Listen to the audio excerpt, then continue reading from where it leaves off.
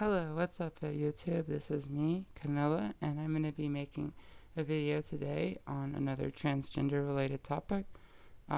This is going to be from my experience, and I like to preface all my videos. Obviously, you cannot change what you were born as. If you were born a male, you will die a male. If you were born a female, you will die a female. You can make your body look exactly like the opposite sex, but you'll never change it. I'm going to be talking today about some things that are personal to me, and I have someone at my house. We had a torrential storm, and I have leaking in my apartment complex. As a result, I'm in the garage today because they are vacuuming and cleaning and redoing the carpet in like 3 rooms in my house. Anyhow, talking today about why I don't get sexual reassignment surgery, and to talk a little bit about the LGBT community's acceptance historically, at least over the past 40 years. And I'm going to just speak some of my own mind and my own opinions on this. So it's all subject and it's very biased, obviously. It's my opinion, my experience, but hopefully this will be helpful to you.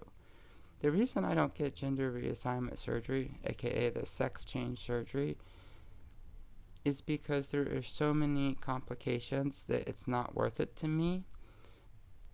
But the main reason is because I'm intersex, so I'm a hermaphrodite. I was born with 2 reproductive systems, and as a result, externally, I was only born with a penis. So I have persistent Müllerian duct syndrome, and as a result, my penis never developed properly in size. And when you get the penile inversion to create a neovagina, you have about as much vaginal depth, you will have about as much vaginal depth as you have penis length. So therefore, my vagina wouldn't even be an inch deep. Not worth it to me. But there's a lot of complications, and one of the main issues is losing your ability to have an orgasm. I'm not willing to risk that. It's just not worth it to me. Well, people may ask, well, Camilla, you have such a small penis. Why wouldn't you get it? I mean, you can't use a 1-inch penis. No, you can't, but I could still have an orgasm with a vibrator. It's just not worth it to me to lose that ability. And the other thing is, people can't see, the world can't see what's in between my legs because I wear clothes. And legally, I'm a woman. Watch my last video. I am a female.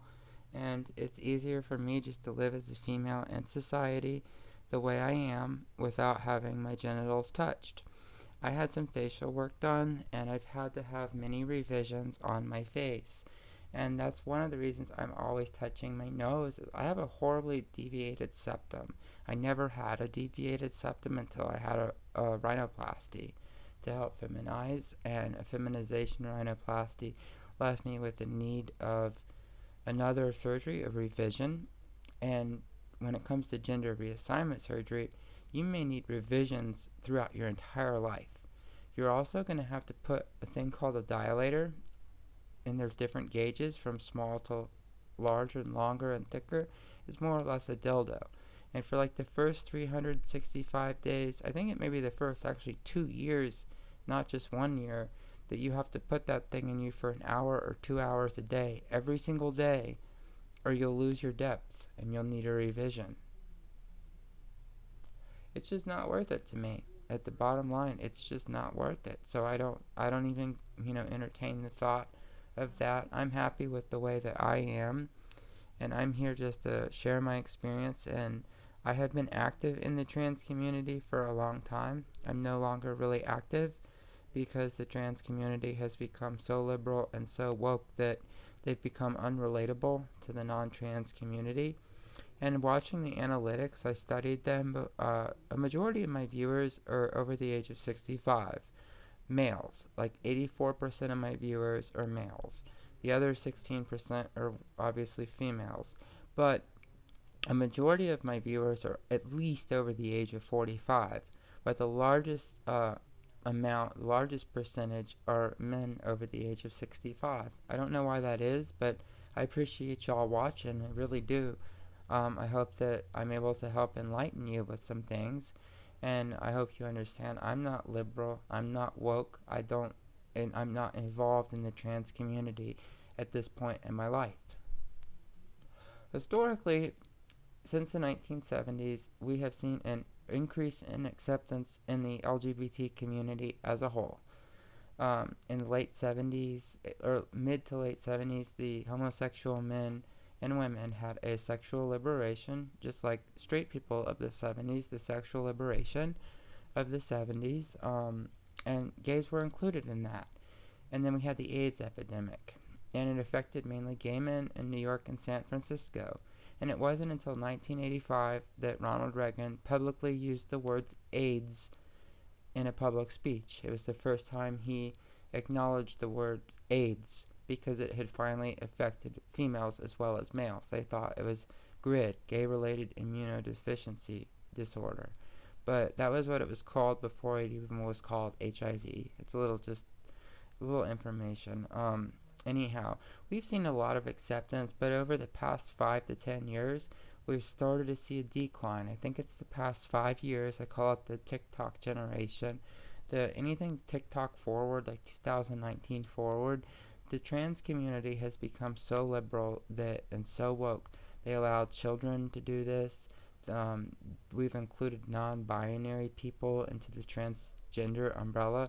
I'm a transsexual. I'm a hermaphroditic transsexual woman.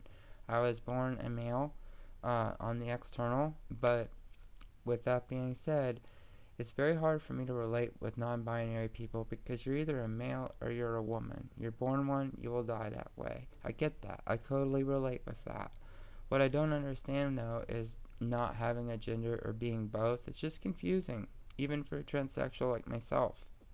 So basically, the trans community has invited so many different groups to live under the trans umbrella.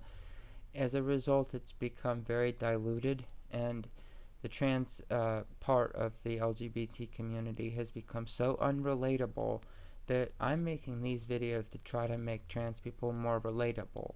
I'm a conservative person. I vote conservative. I'm not for children transitioning.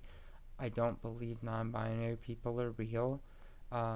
It's all just, it's a social contagion, and I'm not part of that contagion. I'm a hermaphrodite. I've been dealing with this since 1990. I'm 33 years old, and I've been active in the LGBT community for a majority of my life. At this point in my life, I find it to be harder to relate with. So with that said, that's a little bit about me. And if you saw me smoking cigarettes and you're on HRT, don't take HRT and smoke. It's not worth the pulmonary embolism risk, DVT. It's not worth it. But I've just never managed to be able to completely quit. I made a video about quitting cigarettes, and I ended up back on them, dealing with a lot of stress in my life, and I enjoy cigarettes.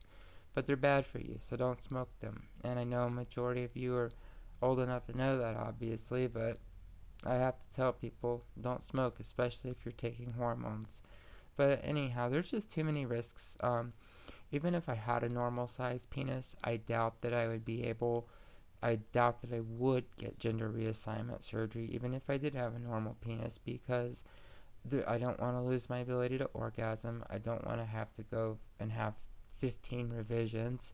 I don't want to have my genitals being operated on every couple years for the rest of my life. It's just not worth it. Not for me, at least.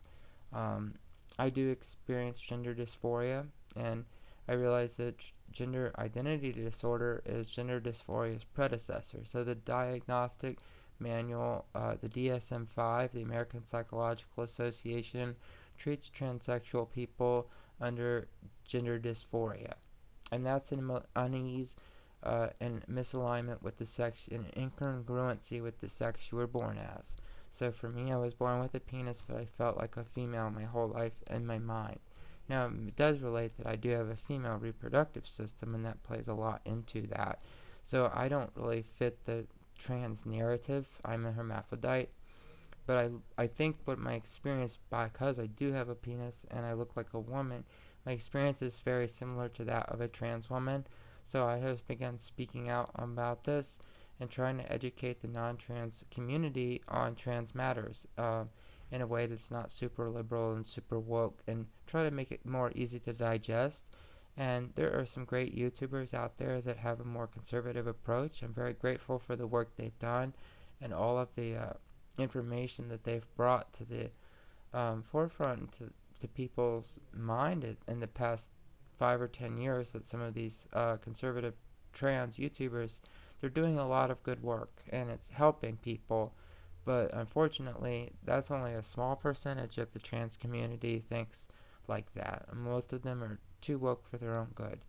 Anyhow, it's just too many risks, too many need potential for revision, and the fact that I don't have enough material to work with in the first place because I'm intersex.